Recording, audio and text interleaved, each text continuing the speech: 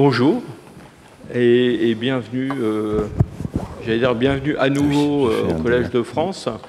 Peut-être certains d'entre vous ont assisté au colloque qui a eu lieu il y a 2 jours exactement dans cet amphithéâtre et qui portait sur le traitement des morts dans la préhistoire. Et donc tout ça, ça nous a amené évidemment à parler de comportements parfois violents dans les temps préhistoriques et surtout pour le néolithique. Vous avez peut-être découvert, ou si vous le saviez déjà, vous avez pu voir en détail comment se passent les guerres néolithiques. Et donc, la conférence d'Hugo Meyer aujourd'hui fait suite, en fait, à la fois au cours de l'année et puis à ce colloque qui a eu lieu il y a 2 jours et qui a été, je crois, un grand succès. Quand on parle d'évolution humaine, on essaie d'essentialiser, si je peux dire, les humains par, dans le fond, leur adaptation fondamentale. Et en gros, ce que je dis et ce que d'autres disent, c'est que les humains et les hominines, de façon très ancienne, se caractérisent par 2 choses. D'une part, leur capacité, alors là on parle plutôt des périodes récentes, disons des derniers 2 millions d'années, à modifier leur environnement. Et donc là, surtout récemment, j'allais dire, on a fait fort dans la modification de l'environnement.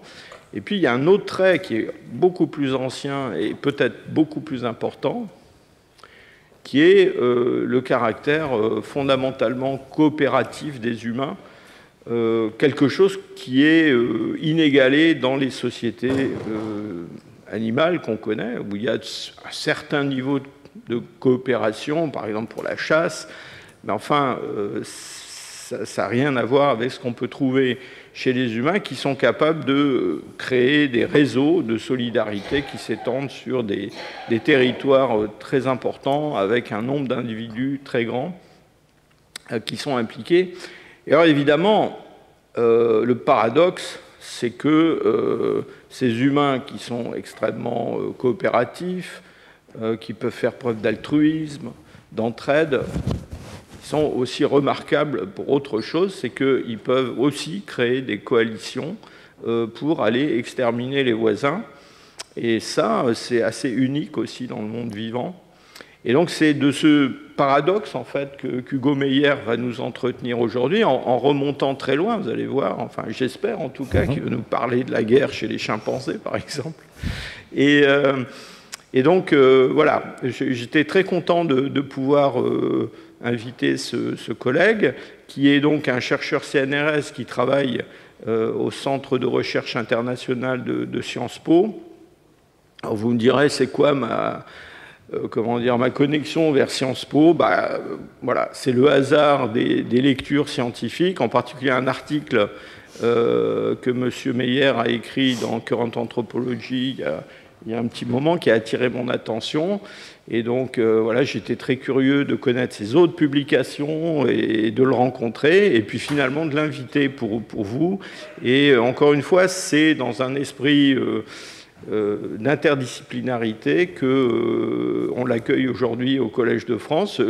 Dans le programme de la chaire de paléoanthropologie, vous voyez qu'on peut, si je peux dire, attaquer, sans vouloir faire un mauvais jeu de mots, attaquer l'évolution humaine par des angles très très différents. Et j'espère que vous allez être intéressés, même passionnés par ce qu'il va vous présenter aujourd'hui.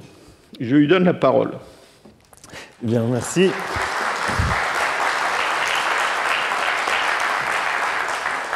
Bonjour à toutes et à tous, et tout d'abord un très grand merci au professeur Hublin pour l'invitation. C'est vraiment un plaisir de pouvoir vous présenter mes recherches. Et je vais notamment vous présenter les résultats d'un projet de livre auquel j'ai travaillé pendant maintenant plusieurs années sur les origines de la guerre et de la paix dans l'espèce humaine. Alors, ce projet de livre donc part vraiment d'une énigme, et c'est un peu un questionnement d'enfant que j'espère pourra vous interpeller et nous interpeller toutes et tous. Quelle est cette énigme ? Eh bien, l'énigme est que nous sommes une espèce très étrange. Et nous sommes une espèce étrange parce que nous sommes caractérisés par un paradoxe. Donc d'une part, les humains font la guerre. Donc nous nous constituons en groupe, que ce soit des sociétés de chasseurs-cueilleurs jusqu'aux États-nations, et nous combattons nos ennemis, et ce souvent de manière létale. Alors ça, c'est un comportement qui est assez rare dans le règne animal. Donc bien évidemment, la violence létale est très répandue dans le règne animal, mais d'habitude, elle se produit entre deux individus. C'est ce qu'on appelle de la violence dyadique, que ce soit entre des adultes ou dans la forme d'infanticides qui sont très répandus chez les mammifères. En revanche, les conflits intergroupes sont beaucoup plus rares. Et quand je parle de conflits intergroupes que je vais ici utiliser de manière synonyme avec guerre, je parle d'une coalition d'individus qui utilisent de la violence létale contre des individus de la même espèce, donc des congénères, qui font partie d'un autre groupe. Et ce comportement est limité seulement à quelques espèces. Et j'ai essayé de répertorier toutes les espèces où cela se retrouve. Et alors, on retrouve ce comportement chez certains insectes sociaux, certaines fourmis, certaines termites, chez des carnivores sociaux, et notamment les lions, les loups gris, les hyènes tachetées, les chiens sauvages africains, les guépards, les mangoustes rayés et les suricates. Et enfin, chez quelques primates, et notamment les chimpanzés, les gorilles, les macaques à crête, les singes capucins et bien évidemment, nous, les êtres humains. D'autre part, les humains ont développé tout un très large éventail de coopération pacifique intergroupe que l'on retrouve également dans les sociétés de chasseurs-cueilleurs. Pensez par exemple à tous les systèmes d'alliance par mariage que l'on voit entre groupes, toutes les pratiques de résolution des conflits via la négociation entre groupes, les trêves pour interrompre les hostilités, établir des relations pacifiques entre les groupes, ou les réseaux d'échange de biens, entre guillemets, des systèmes, des réseaux commerciaux. Alors, la coopération pacifique intergroupe se déploie lorsque des membres d'un groupe acceptent des coups pour procurer des avantages à un autre groupe. Et ça, c'est rarissime dans le monde animal. Il y a quelques exceptions, et on va en reparler. C'est essentiellement chez les bonobos, chez les dauphins et chez quelques espèces de fourmis. Mais bien évidemment, la coopération pacifique intergroupe chez les humains est unique en vertu de son ampleur, de sa complexité et du fait que ce sont des coopérations entre des larges groupes d'individus qui ne sont pas génétiquement apparentés.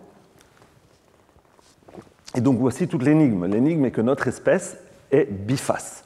Il n'y a aucune autre espèce, pour le dire clairement, qui fait simultanément preuve d'une aptitude à mener des attaques létales en coalition contre des congénères d'autres groupes, et une aptitude tout aussi marquée à la coopération pacifique entre groupes qui sont génétiquement non apparentés.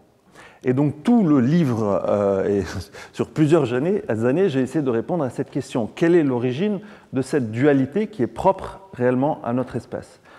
Et pour le dire plus spécifiquement, le livre cherche à comprendre quand, pourquoi et comment ce double penchant paradoxal pour la guerre et pour la paix s'est développé au cours de la longue période de l'évolution humaine. Et donc, pour répondre à cette question, ce que j'ai fait a été essayer, faire de mon mieux pour intégrer des données venant de 12 disciplines et pour essayer de minimiser le nombre de bêtises que je risquais de dire et d'étoffer un petit peu la robustesse académique du propos, j'ai obtenu des retours critiques de 232 universitaires. Et c'est par ailleurs comme ça que j'ai eu le plaisir de rencontrer Jean-Jacques. Donc, si on regarde les approches existantes à cette question de l'origine de la dualité guerre et paix dans l'espèce humaine, on voit que les réponses existantes peinent à répondre à cette question. Pourquoi ? Parce qu'elles restent rentranchées autour de deux positions radicalement opposées et apparemment irréconciliables. Donc, d'une part, il y a une position hobbesienne, donc d'après Thomas Hobbes. Selon cette hypothèse, disons, la guerre a des racines profondes dans la lignée humaine, et la guerre serait une adaptation issue de la sélection naturelle que nous aurions hérité de notre ancêtre commun avec les chimpanzés, dont nous avons divergé il y a environ 7 millions d'années, ce qui aurait jeté les bases pour l'émergence de la guerre chez les humains. À l'autre bout du spectre, donc, il y a la position rousseauiste, bien évidemment d'après Jean-Jacques Rousseau, inspirée, je dirais, de Jean-Jacques Rousseau, selon laquelle l'espèce humaine partagerait au contraire, avec d'autres mammifères, une adaptation évolutive pour les interactions pacifiques et pour la limitation des conflits. Donc ici, au contraire de la position hobbesienne, la coopération pacifique intergroupe est considérée comme étant ancestrale, c'est-à-dire qu'elle a des racines profondes sur plusieurs millions d'années.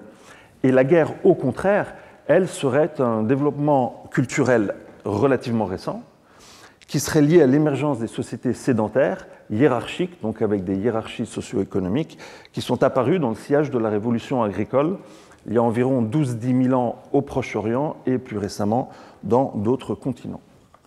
Mais cette dichotomie est problématique, pour plusieurs raisons. Donc, tout d'abord, nous le savons, les interactions entre groupes humains englobent un continuum qui va de la coopération pacifique à la compétition jusqu'à l'agression létale.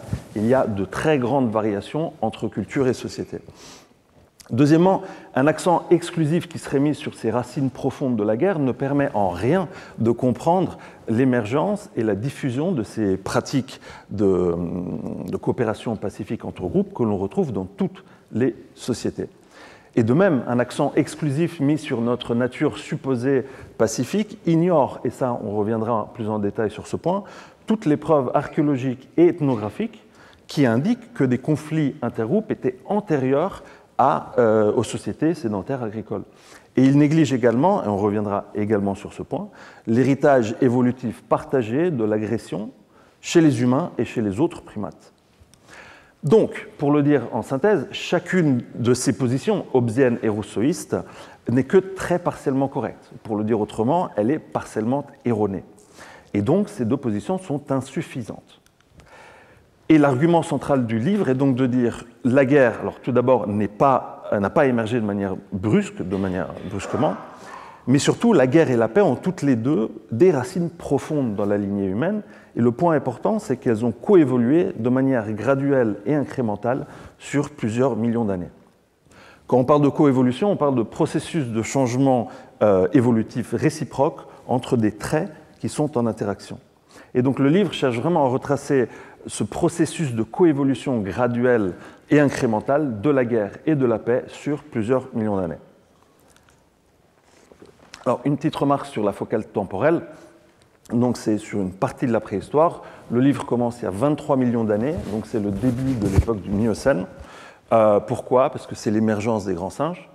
Et il va jusqu'à la révolution agricole. Donc, je vous l'ai dit, il y a 12-10 000 ans au Proche-Orient, plus récemment dans d'autres continents. Pourquoi? Parce que c'est l'émergence des sociétés sédentaires et hiérarchiques.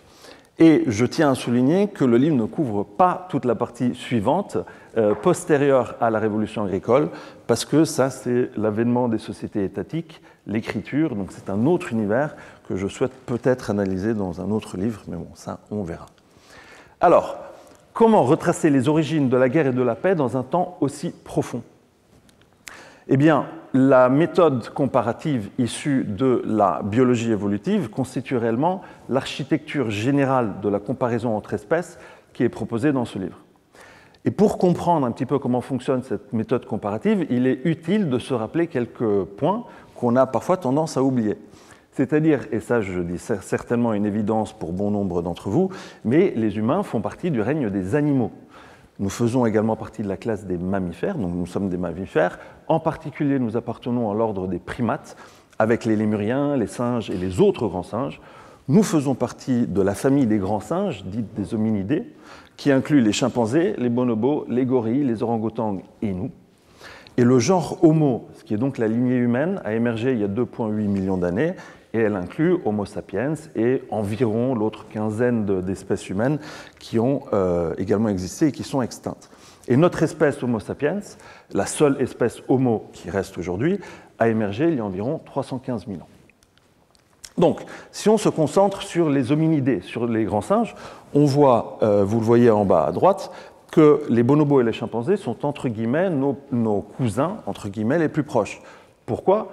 Eh bien parce que nous partageons un ancêtre commun, qui s'appelle le dernier ancêtre commun des chimpanzés, bonobos et humains, le DAC pour dire brièvement. En anglais, c'est LCA, parce que c'est Last Common Ancestor. Après quoi, donc il y a 7 millions d'années, il y a une divergence, d'une part les hominines, ce qui aboutira dans le temps ensuite au genre Homo, et d'autre part le genre Pan. Le genre Pan inclut les bonobos et les chimpanzés, qui ensuite ont divergé il y a 1,5-2 millions d'années et sont devenus deux espèces distinctes.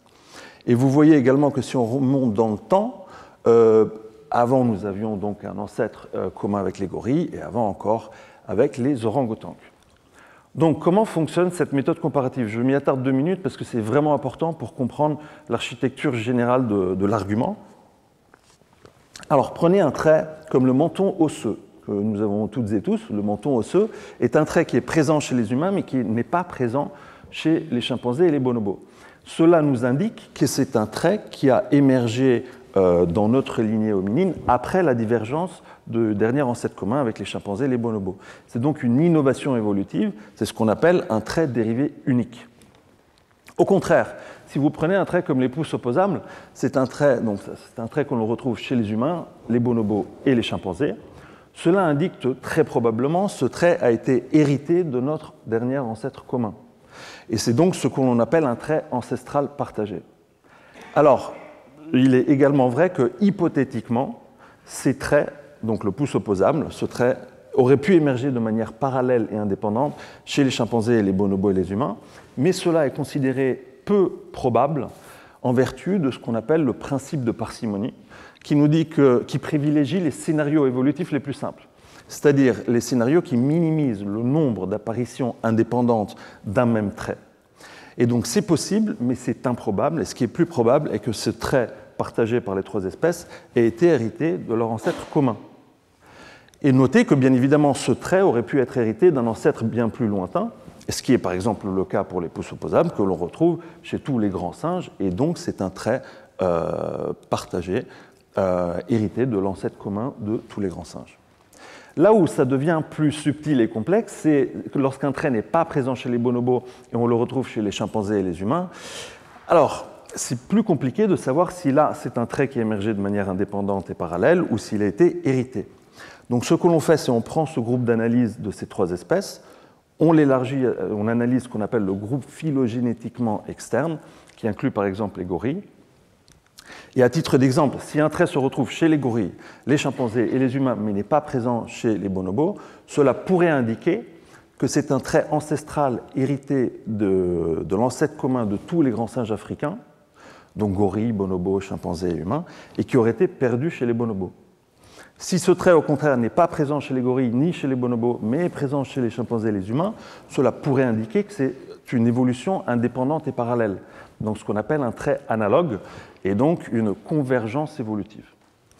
Alors, cette approche comparative peut être appliquée à des traits morphologiques, donc la structure crânienne, des caractères sociaux, comme les systèmes d'accouplement, ou des traits comportementaux, comme les relations intergroupes violentes ou pacifiques.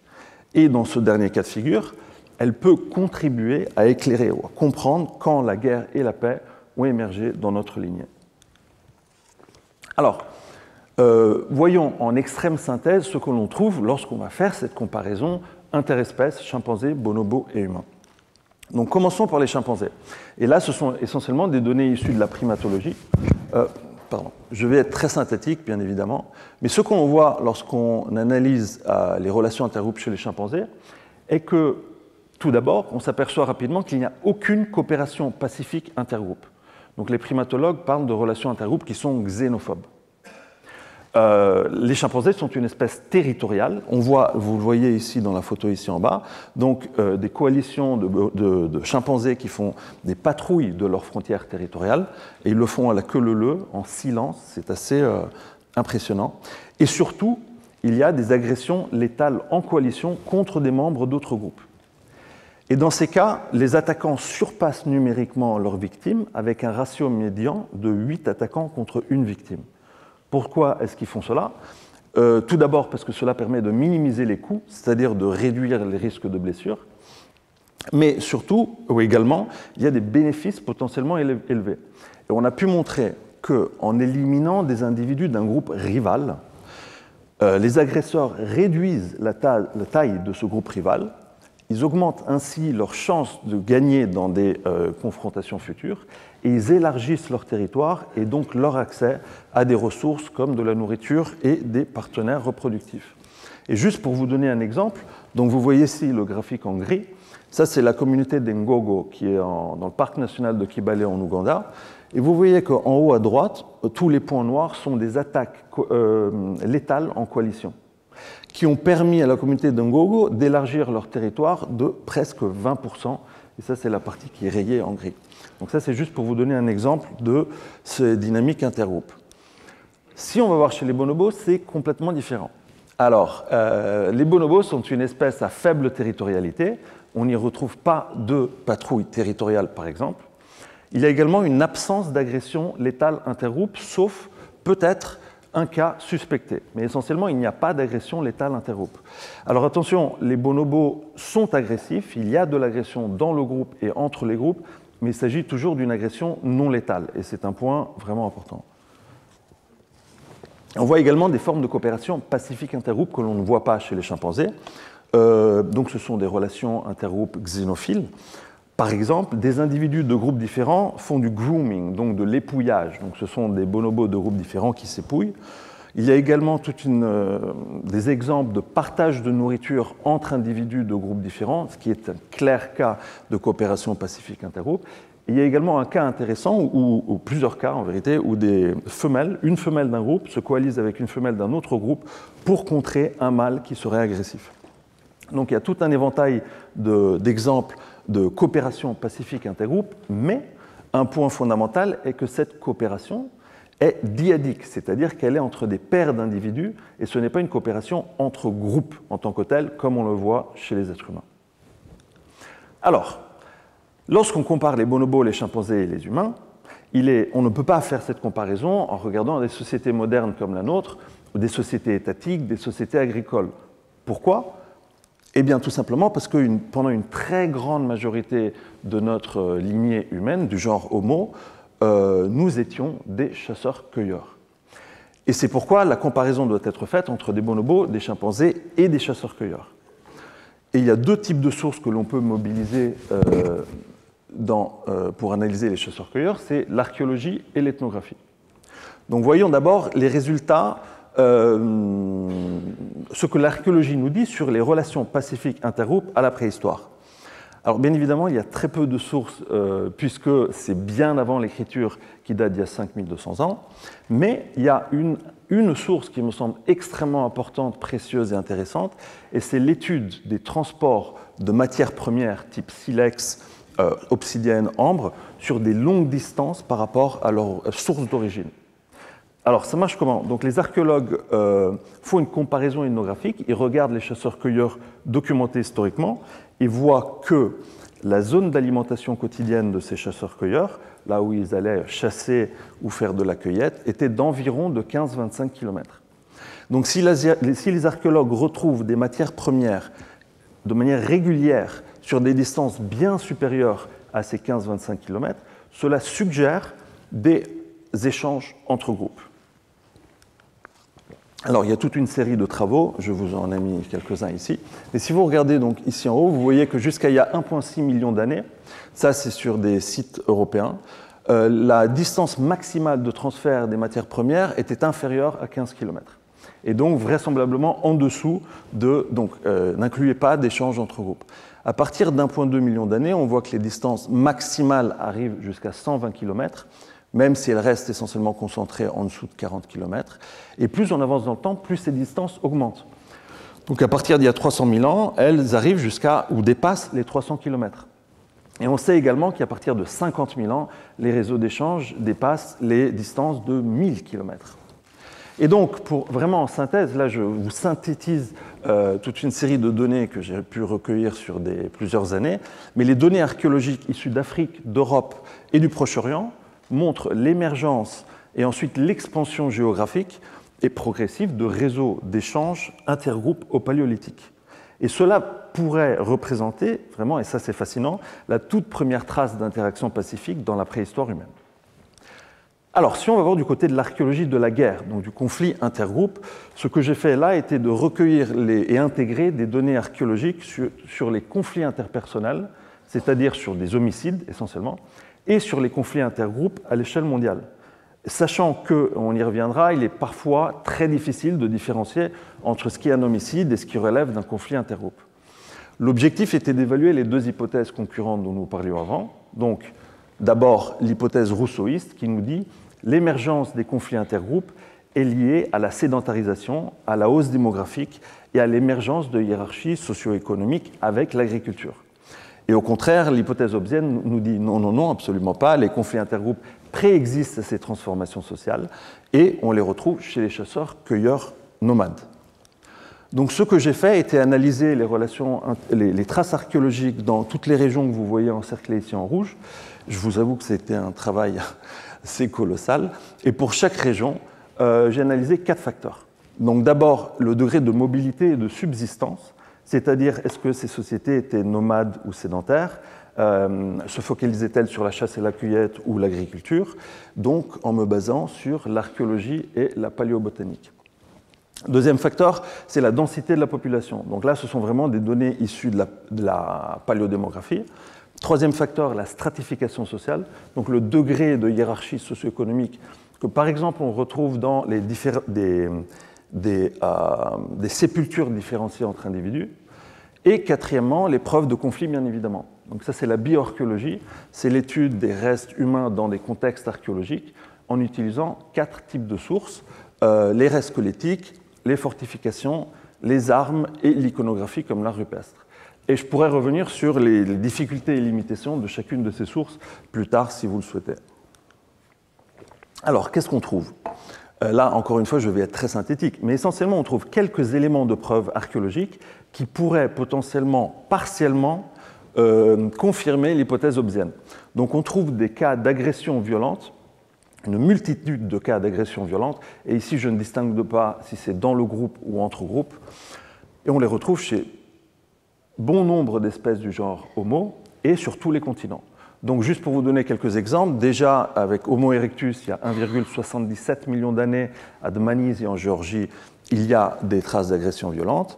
Chez les Néandertaliens, on le retrouve déjà à Cima de los Huesos, il y a 430 000 ans, donc en Espagne, près de Burgos, où 8 sur 17 individus ont des traumatismes crâniens violents, vous les voyez ici. Et enfin, chez Homo sapiens, on les retrouve sur plusieurs régions et continents. Pour vous donner juste 2 exemples très célèbres, il y a ce site de Jebel Sahaba au Soudan, qui date de 13-18 000 ans, où on retrouve 23 morts violentes. Sachant que par contre, il y a encore un débat en cours qui est est-ce que ces 23 morts violentes sont une succession d'homicides étalés dans le temps, ou est-ce qu'il s'agit d'un cas de conflit intergroupe concentré dans le temps? Donc ce débat est encore en cours.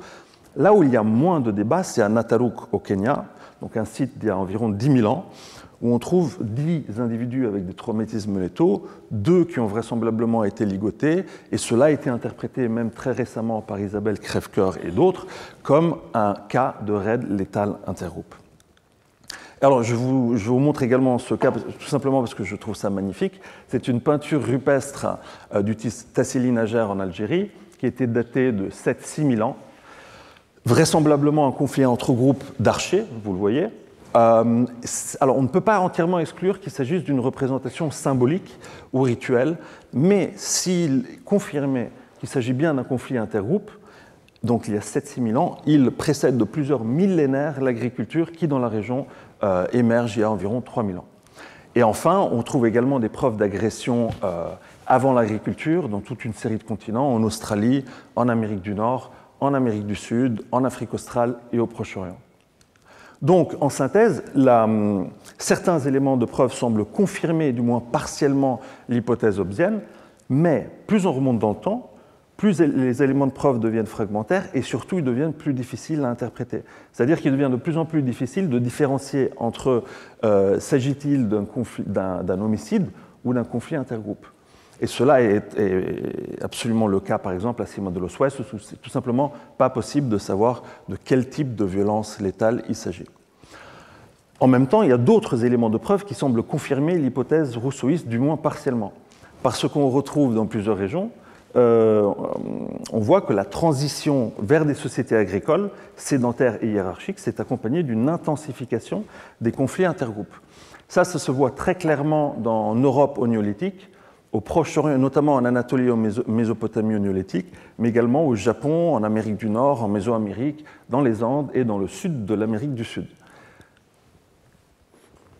Mais ce qui est important à noter également, c'est qu'il n'y a pas de lien systématique, et ça c'est vraiment important, entre sédentarité et hiérarchie sociale d'une part et conflit intergroupe de l'autre. C'est-à-dire qu'on retrouve toutes des sociétés de chasseurs-cueilleurs sédentaires et hiérarchiques, qui n'ont pas d'intensification des conflits intergroupes. Ça se voit au Levant au Néolithique, en Europe dans certaines régions au Mésolithique, en Australie dans certaines régions en particulier, et au Chili.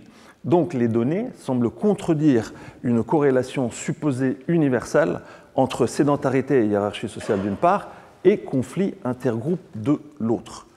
Donc, en conclusion, sur qu'est-ce que nous disent les archives archéologiques, eh bien, elles montrent qu'elles apportent un soutien partiel, seulement partiel aux hypothèses hobbesiennes et rousseauistes, mais aucune des deux positions n'est entièrement confirmée. Et les relations intergroupes à la préhistoire n'étaient ni constamment violentes ni constamment pacifiques, et ce qui émerge et ce qui est beaucoup plus intéressant, c'est cette très grande plasticité, donc des variations majeures à la fois dans le temps et entre régions. Alors, les archéologues et les anthropologues complémentent ces données archéologiques fragmentaires avec des données ethnographiques, et en particulier ce qu'on appelle l'analogie ethnographique. C'est quoi? C'est l'étude des chasseurs-cueilleurs qui ont été documentés historiquement, ethnographiquement, entre environ le XVIIIe et le XX à XXIe siècle, pour chercher à reconstituer comment les modes de vie, essentiellement les modes de vie des sociétés préhistoriques. Et donc ces sociétés de chasseurs-cueilleurs offrent des informations absolument précieuses, parce que ce sont les seules observations directes des organisations sociales et des relations sociales humaines sans agriculture. Alors bien évidemment, il y a toute une série de précautions méthodologiques à prendre. Tout d'abord, il est important de focaliser le corpus ethnographique sur les chasseurs-cueilleurs nomades. Pourquoi? Parce qu'on l'a vu, pendant une grande partie de la lignée humaine, nous étions chasseurs-cueilleurs nomades. Mais alors, il y a un problème qui est bien connu, c'est-à-dire que ces sociétés de chasseurs-cueilleurs nomades auraient pu être influencées par des acteurs ou des sociétés étatiques ou agricoles voisines. Et donc, pour éviter ce problème, on restreint ultérieurement le corpus à des sociétés de chasseurs-cueilleurs nomades qui sont entourées d'autres sociétés de chasseurs-cueilleurs nomades et ou qui n'ont pas eu d'interaction avec des sociétés agricoles, pastorales ou étatiques. Et ça se retrouve dans peu de régions. Donc, vous les voyez toutes listées ici dans le tableau. Et le corpus ethnographique qui est mobilisé dans le livre se focalise exclusivement sur ces régions en raison de ce critère de prudence méthodologique, si je puis dire.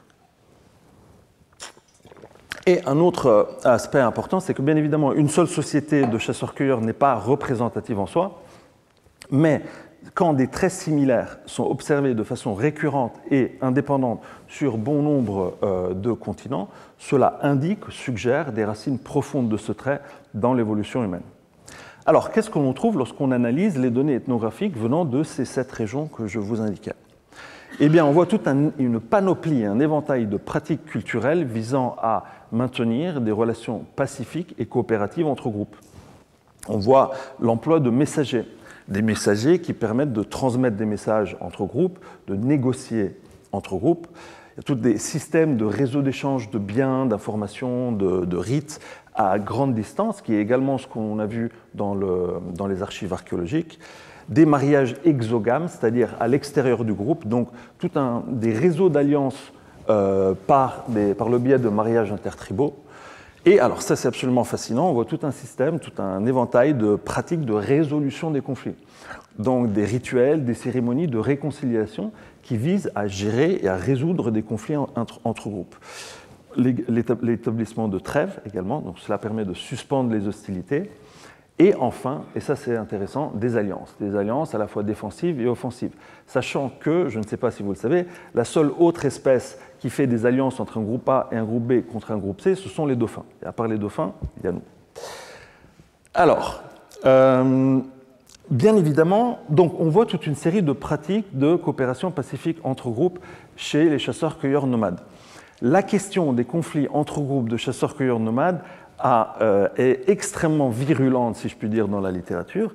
Il y a des divergences d'opinion assez tranchées et marquées, avec des divergences sur la fréquence et la mortalité des conflits intergroupes. Pour faire simple et pour synthétiser, on voit toute une série de travaux dans cette approche rousseauiste qui utilisent des données qualitatives et quantitatives pour montrer que l'émergence des conflits intergroupes serait corrélée au degré de stratification sociale, c'est-à-dire le degré de hiérarchie socio-économique, et au degré de sédentarité.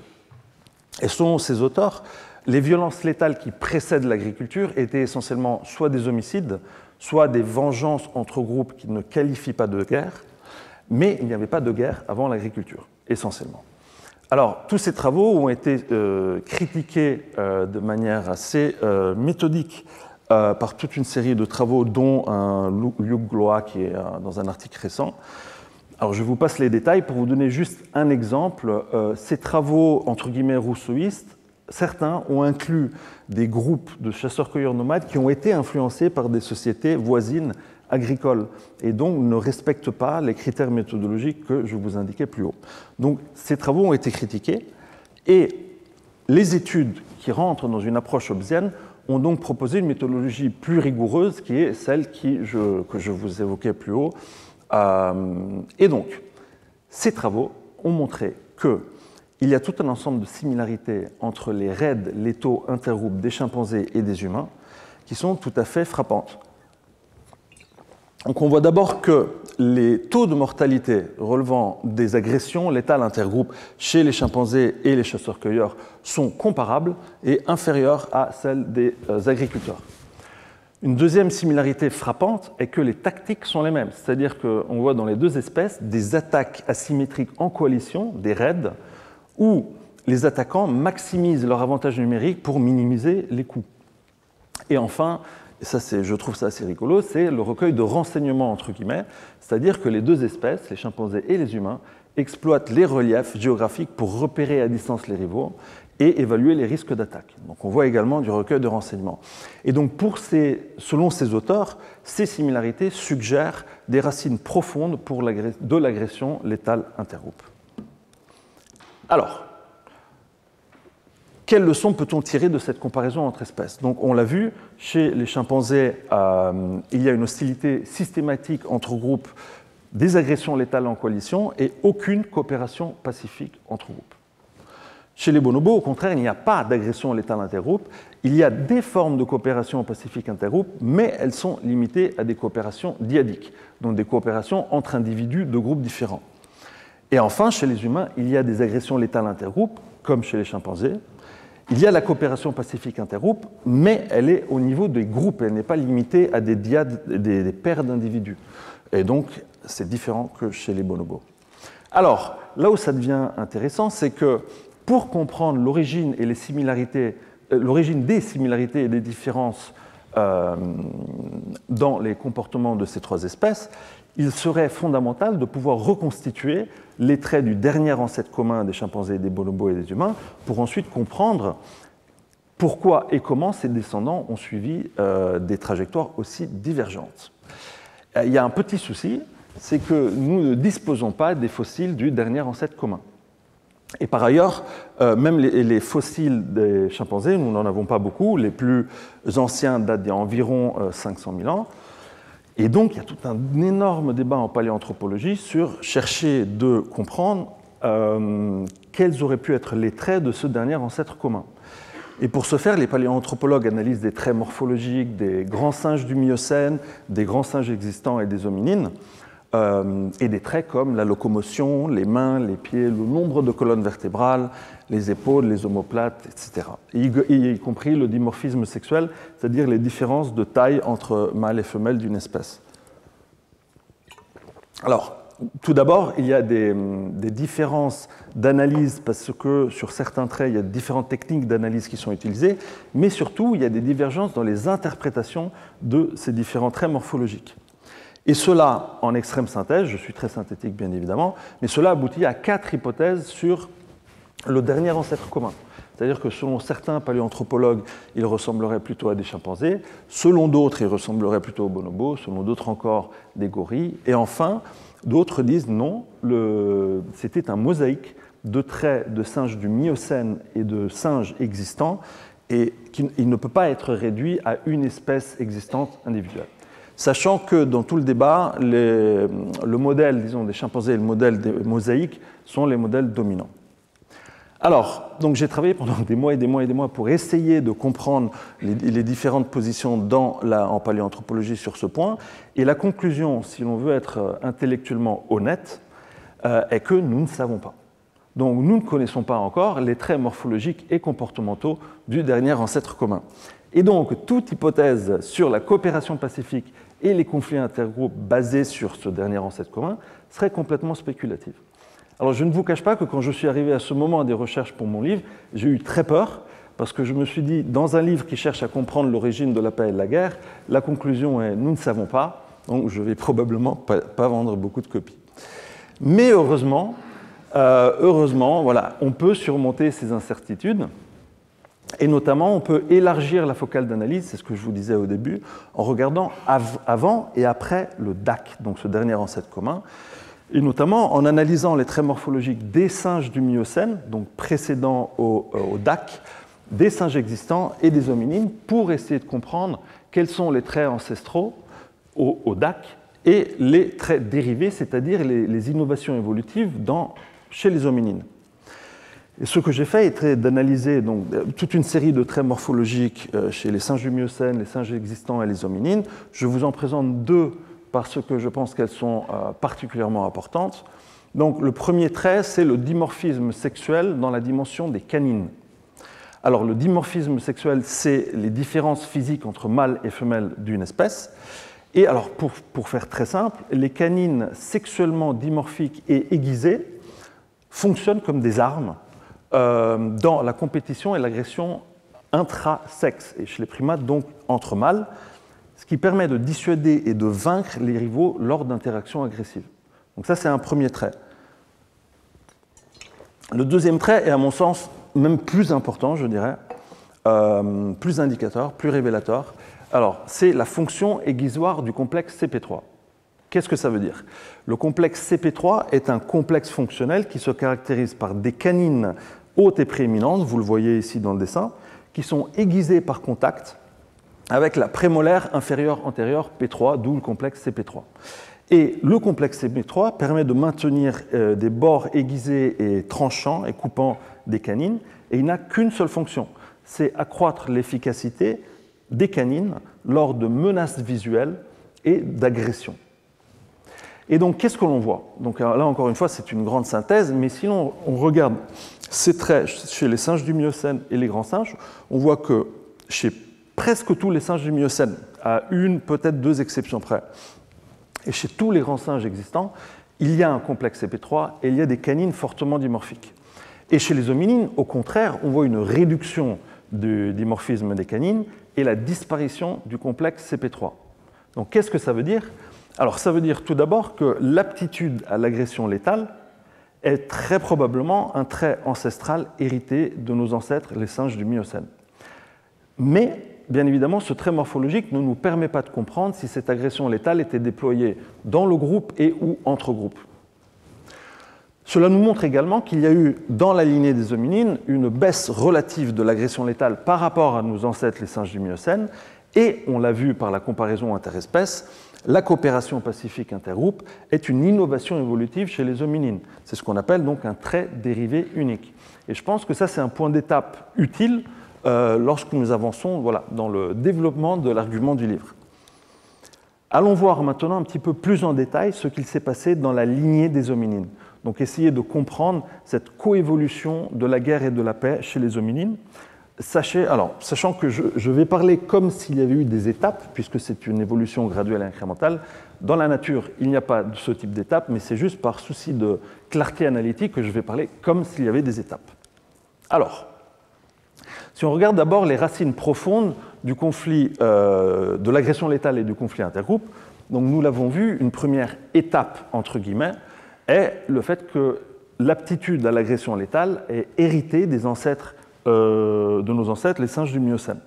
Mais nous ne savons pas si elle est intergroupe ou dans le groupe. Donc la deuxième étape consiste à comprendre quand les conflits intergroupes auraient émergé.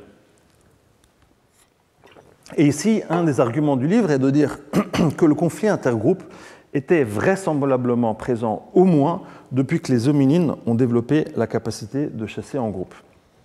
Alors, j'explique. La chasse de groupe, c'est appelé également la chasse coopérative. Et c'est essentiellement une forme de prédation dans laquelle plusieurs individus agissent conjointement pour poursuivre et mettre à mort une proie. C'est une forme d'agression en coalition contre une autre espèce. L'argument ici est de dire le même répertoire de compétences, donc de skills, le même répertoire de compétences est mobilisé dans l'agression en coalition contre d'autres espèces dans la chasse coopérative et contre des congénères dans le conflit intergroupe. Et c'est cette transférabilité de compétences entre chasse coopérative et conflit intergroupe qui permet d'estimer un seuil minimal d'ancienneté des conflits intergroupes. Alors, je vais essayer d'expliquer en présentant 3 faisceaux de preuves. Le premier faisceau de preuves vient de l'ethnographie, donc, qui a montré une corrélation claire entre chasse et conflit intergroupe. Donc, un travail célèbre de Otterbein a montré que dans 31 sociétés de chasseurs-cueilleurs, il y avait une corrélation forte. Plus ces sociétés dépendent de la chasse, plus la fréquence des conflits intergroupes était élevée. Au contraire, plus ces sociétés dépendent de la cueillette, et moins cette fréquence des conflits intergroupes est élevée. En plus, il a montré que plus ces sociétés dépendent de la chasse au gros gibier par rapport au petit gibier, plus les fréquences des conflits sont élevées. Alors, bien évidemment, c'est fondamental, c'est une évidence même de le souligner, la corrélation n'est pas causalité. Et l'argument ici n'est pas de dire, je le souligne, n'est pas de dire que la chasse collective aurait causé l'émergence des conflits intergroupes ou vice-versa. Cet argument a été avancé dans la littérature, mais je pense qu'il n'y a pas d'élément de preuve pour le soutenir, donc ce n'est pas mon argument.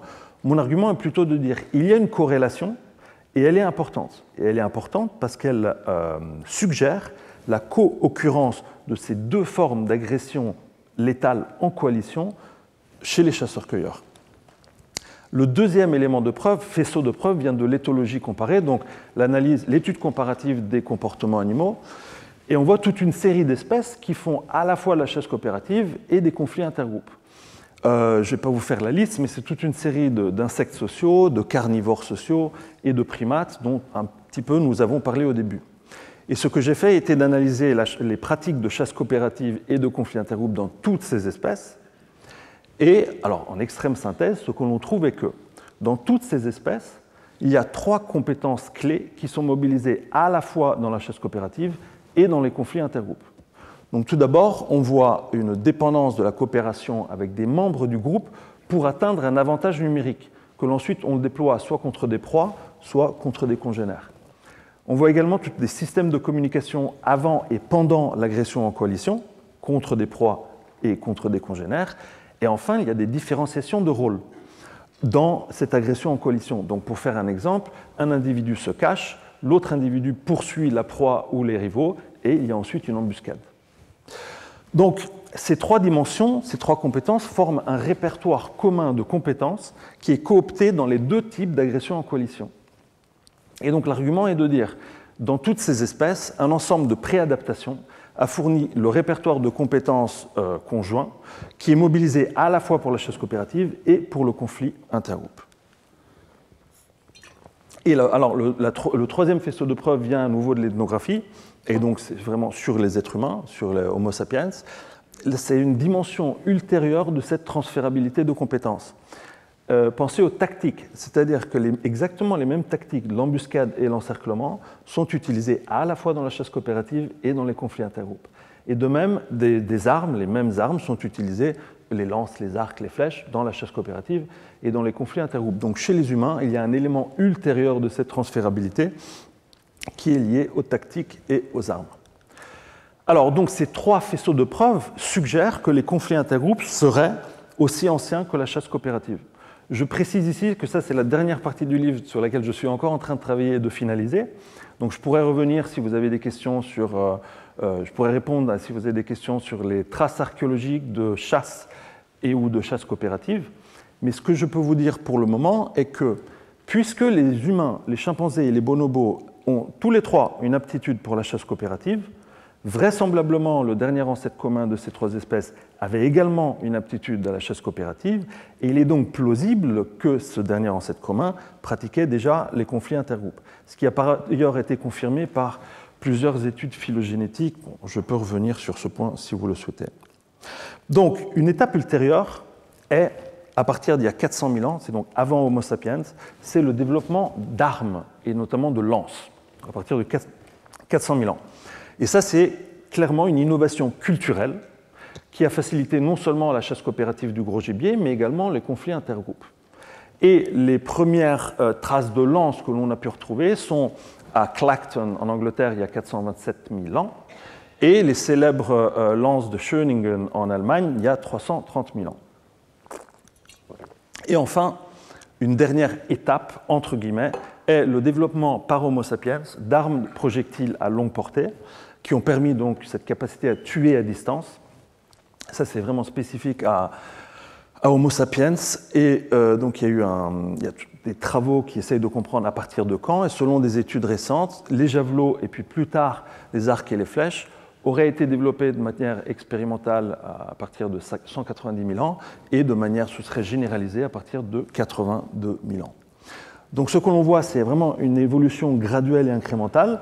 Et à partir d'un certain moment, le rôle croissant des innovations culturelles. Et donc on reviendra plus tard sur le rôle de la culture cumulative.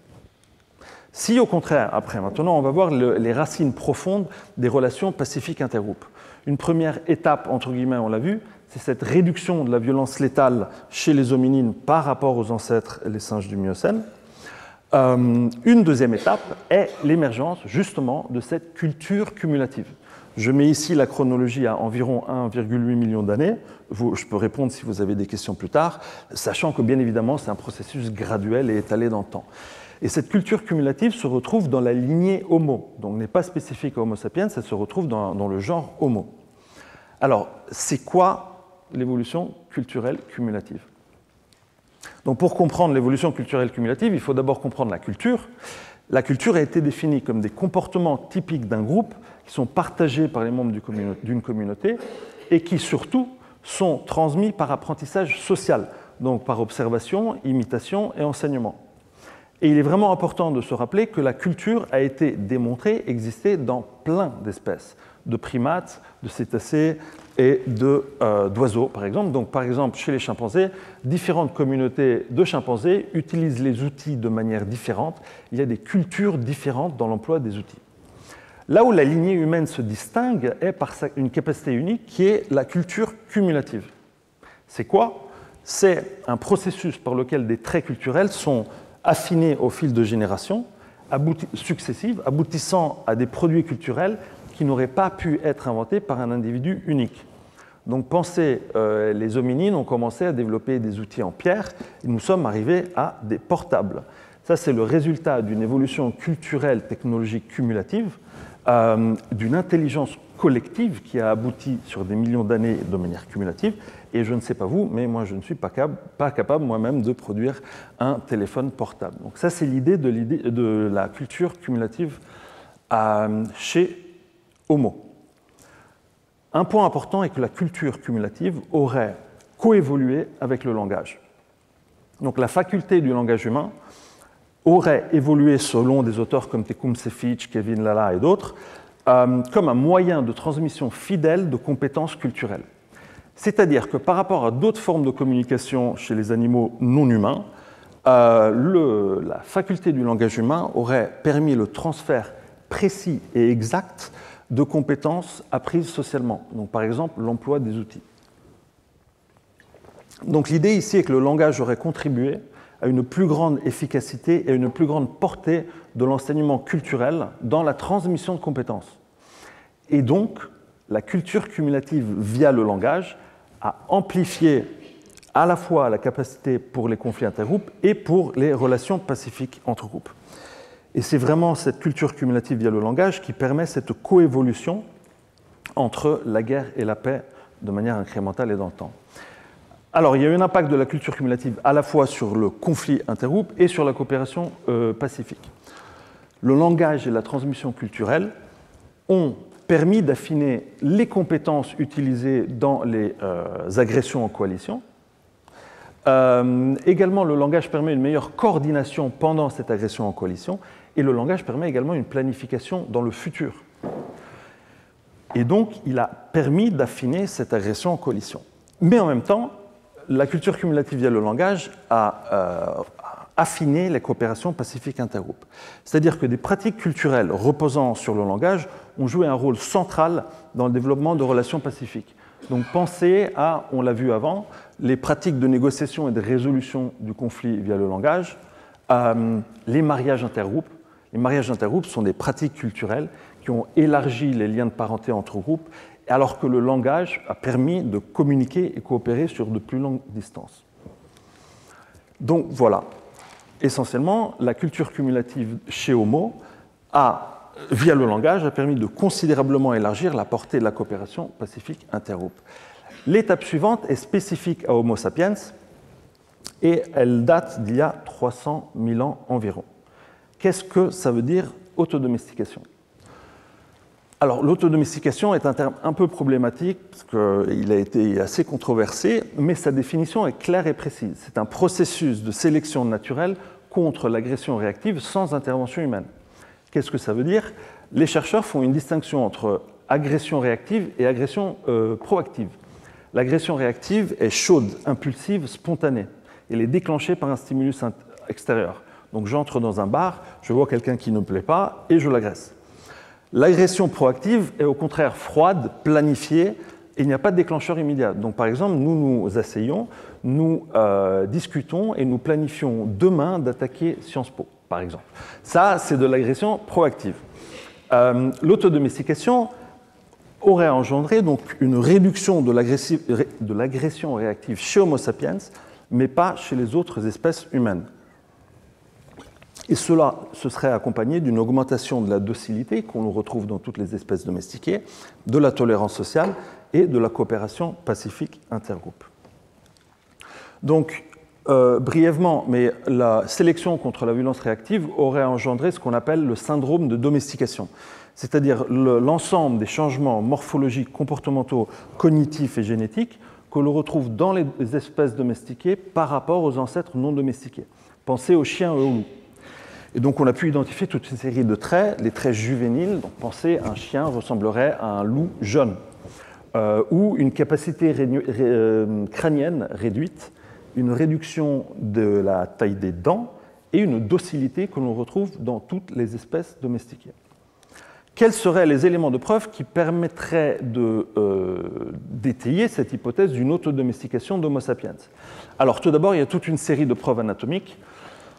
On voit une gracilisation faciale. Et ici, les travaux de Jean-Jacques Hublin ont été très importants pour montrer essentiellement une mâchoire inférieure qui devient plus fine. D'autres travaux ont montré une réduction de 40% des arcades sourcilières, vous le voyez ici dans la photo. Et d'autres travaux encore ont montré une réduction du rapport entre largeur et longueur du visage qui est corrélée à une moindre agressivité. On voit également dans le temps, chez Homo sapiens, une globularisation crânienne, et là encore une fois, les travaux de Jean-Jacques ont été absolument fondamentaux. On voit une transition vers une forme crânienne assez élongée en rouge chez les Néandertals à une forme crânienne globulaire chez Homo sapiens. Et on a pu montrer que la globularisation crânienne s'est accompagnée d'une expansion de la taille de certaines régions du cervelet, et que le cervelet a des projections directes vers les circuits de récompense qui jouent un rôle très important dans les relations sociales. Et enfin, on voit également une réduction du volume crânien d'environ 5%, selon certains dans les derniers 50 000 ans, selon d'autres dans les derniers 10 000 ans. Il y a également des éléments de preuve génétiques. Donc, certains travaux ont identifié 41 gènes sélectionnés positivement chez Homo sapiens et des espèces domestiques, mais pas chez les Néandertaliens et les Denisoviens. D'autres travaux ont essayé d'étayer l'hypothèse de la crête neurale, selon laquelle les traits liés à la domestication et l'autodomestication découleraient de modifications dans le développement et la migration des cellules de la crête neurale. Et troisièmement, il y a des travaux qui ont montré, ou essayé de montrer, que les modifications des récepteurs du glutamate sont impliqués dans l'atténuation de la réponse au stress et dans la réduction de l'agressivité, de l'agression réactive. Et enfin, toute une série de travaux qui font des comparaisons entre espèces domestiquées qui ont pu montrer que chez Homo sapiens et d'autres espèces domestiquées, si je puis dire, il y a une communication coopérative accrue, où c'est essentiellement un acte communicatif où l'émetteur fournit une information utile et bénéfique au récepteur, une plus grande tolérance sociale et une coopération élargie. Donc, il y a une convergence de preuves anatomiques, génétiques et comportementales qui montrerait bien qu'il y a eu une réduction de la violence réactive chez Homo sapiens qui aurait engendré une augmentation de la tolérance sociale et de la prosocialité. vous allez me demander pourquoi. Et essentiellement, ma réponse est il y a 5 hypothèses que j'ai pu répertorier dans la littérature, et essentiellement, c'est encore un axe de recherche en cours. Donc on a des éléments de preuve qui indiquent assez fortement une réduction de la violence réactive, mais sur le pourquoi, quelle serait l'expression sélective, c'est un débat en cours. Alors là, je me rapproche de la conclusion. La dernière étape, c'est vraiment la conséquence de l'entrelacement, c'est-à-dire que la culture cumulative et l'autodomestication se sont mutuellement renforcées dans le temps. Elles ont entraîné une expansion majeure des coopérations au Pacifique intergroupes, et cela se voit dans les archives archéologiques précisément par l'émergence et l'élargissement de ces réseaux d'échanges à longue distance dont nous discutions avant. Donc il y a des traces même dans les archives archéologiques. Donc voilà, ce que vous voyez, c'est une évolution graduelle et incrémentale dans le temps, à la fois du conflit intergroupe et de la coopération pacifique intergroupe, avec la culture cumulative via le langage qui permet vraiment de faire cette jonction et qui facilite cette coévolution de ces deux formes de relations intergroupes. Alors je conclus en soulignant que je n'ai pas traité de 2 aspects qui sont très importants dans le livre, mais je n'ai pas eu le temps ici, c'est le rôle du climat et des facteurs environnementaux, qui bien évidemment jouent un rôle majeur dans l'évolution humaine, et toute la question, il y a tout un chapitre dans le livre sur l'évolution du proto-langage et ensuite du langage. Mais je peux répondre à toute question si vous êtes intéressé. Donc pour conclure, contrairement à l'opposition binaire entre hobbésien et rousseauiste, la guerre et la paix ont toutes les deux des racines très profondes et elles ont coévolué de manière incrémentale sur des millions d'années. La guerre et la paix sont le résultat d'une trajectoire coévolutionnaire d'aptitudes héritées, donc des traits ancestraux, et de traits propres à notre lignée, des traits dérivés. Et c'est vraiment l'entrelacement de ces processus biologiques et culturels, ce qu'on appelle des processus bioculturels, qui a produit la dualité qui caractérise notre espèce. Je vous remercie.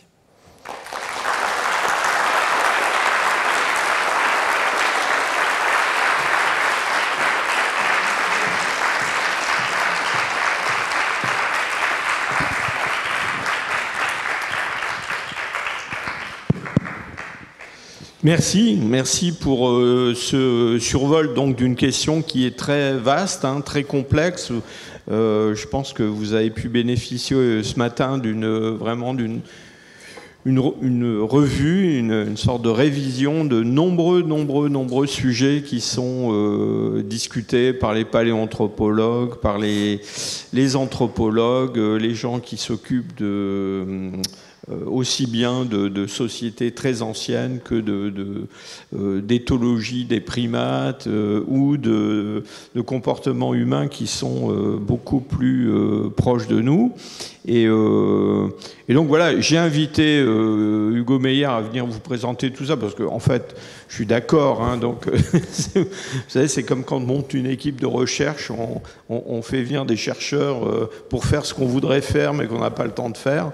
Et donc, c'est un petit peu ça aussi qui guide parfois les invitations à venir faire des conférences. Donc, je suis sûr que vous allez avoir des tas de questions sur ce qui a été présenté aujourd'hui.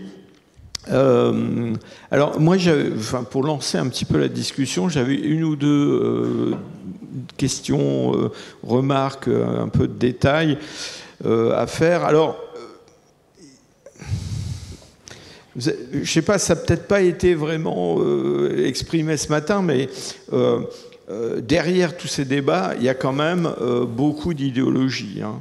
C'est-à-dire, voilà, en gros, il y a une vision pessimiste, certains diraient de droite, de la nature humaine, et puis il y a voilà, une bien-pensance qui s'exerce aussi bien sur les sociétés modernes que sur les sociétés anciennes.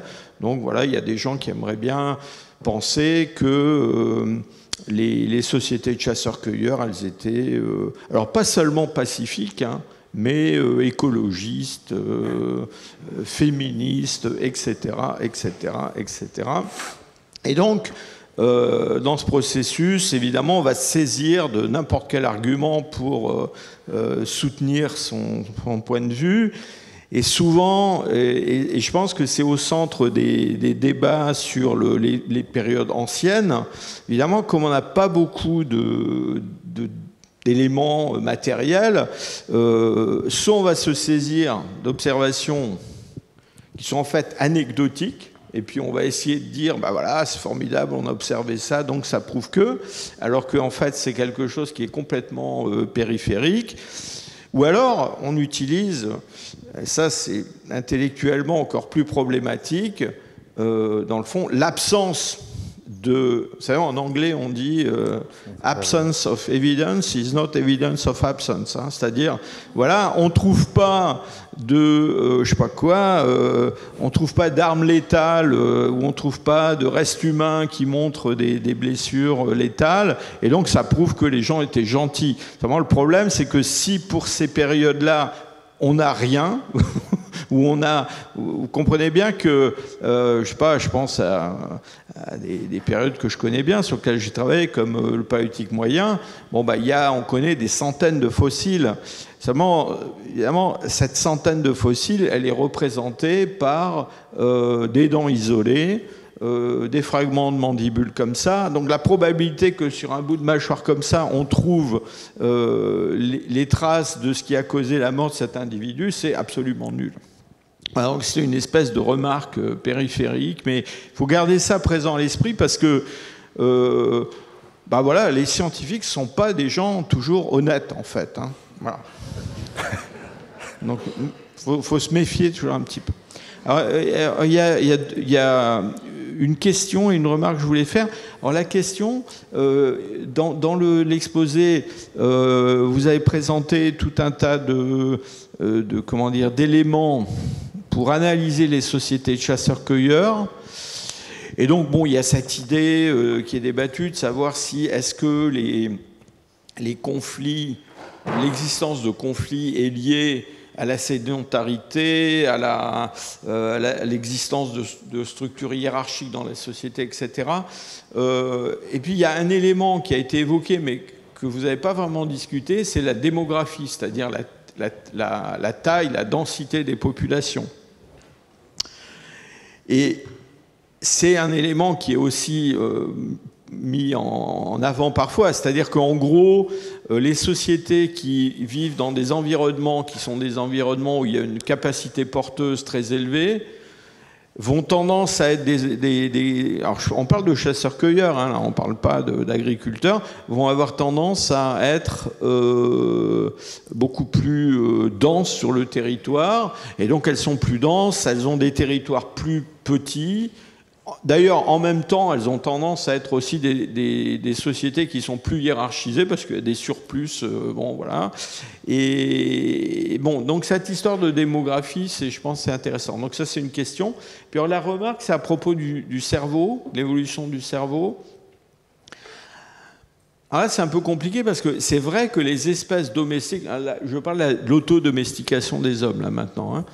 C'est vrai que les espèces domestiques ont des cerveaux plus petits que leurs équivalents sauvages. Donc, en gros, un porc domestique, c'est un cerveau petit par rapport à un sanglier, et c'est moins malin qu'un sanglier. Voilà. Alors, chez les hommes, c'est compliqué parce que moi, je suis assez convaincu par les arguments sur l'autodomestication, mais il faut bien voir que cette pression de sélection sur la taille du cerveau, évidemment, elle vient complètement en conflit avec une autre pression de sélection qui est, de mon point de vue, probablement plus importante, qui est que on est une espèce, justement, qui a des comportements très complexes, techniques, des comportements sociaux. Et donc, en gros, domestiqués ou pas domestiqués, les hommes, il leur faut un cerveau qui soit quand même extrêmement performant. Et donc, je pense que c'est pour ça qu'on n'observe pas, même si on accepte l'hypothèse de la domestication, de l'autodomestication, on n'observe pas une réduction spectaculaire de la taille du cerveau chez l'homme. Alors, il y a des exceptions, enfin, on pourra en discuter, mais... donc, en gros, quand on regarde ce qui se passe dans l'évolution de notre espèce... En fait, entre les hommes de Jebel Irhoud d'il y a 300 000 ans et nous, la taille, elle n'a pas tellement changé. En fait, on est resté dans des tailles assez comparables. Et alors, c'est vrai que plusieurs observations convergent pour une réduction, mais c'est une réduction qui est quand même modeste par rapport à ce qui concerne les espèces domestiques. Et alors, là, vous avez parlé des travaux de Da Silva et compagnie. Alors là, ces gens-là, ils sont assez extrêmes, si je peux dire, dans leurs conclusions, parce que ce qu'ils disent, c'est que cette réduction du cerveau, elle est de la taille. Alors encore une fois, probablement qu'on a réussi, enfin c'est pas probablement, manifestement, on a réussi à maintenir des grandes performances cognitives par une réorganisation, une meilleure connectivité, etc., mais avec cette réduction. Alors eux, ce qu'ils disent, c'est même pas les derniers 50 000 ans, c'est carrément les derniers quelques milliers d'années, et ils mettent ça en relation avec votre iPhone, là. C'est-à-dire, c'est le développement de sociétés dans lesquelles, finalement, on n'a plus besoin d'avoir, enfin chaque individu n'a pas besoin de maîtriser l'ensemble des compétences et l'ensemble des connaissances, ce qui était probablement le cas si on remonte il y a 20 000 ans, où chacun devait savoir en gros tout faire, même s'il y avait des gens qui étaient probablement plus doués pour certaines tâches, vers des sociétés où personne ne sait tout, ça c'est sûr. Et puis on a, et en plus on a trouvé des moyens de stocker de l'information et de la mémoire dans des symboles, dans des mémoires externes à notre cerveau. Et donc là, on est passé d'un autre univers. Alors, ça c'est une remarque sur le cerveau, mais sur la démographie, j'aimerais bien avoir votre... Bien sûr.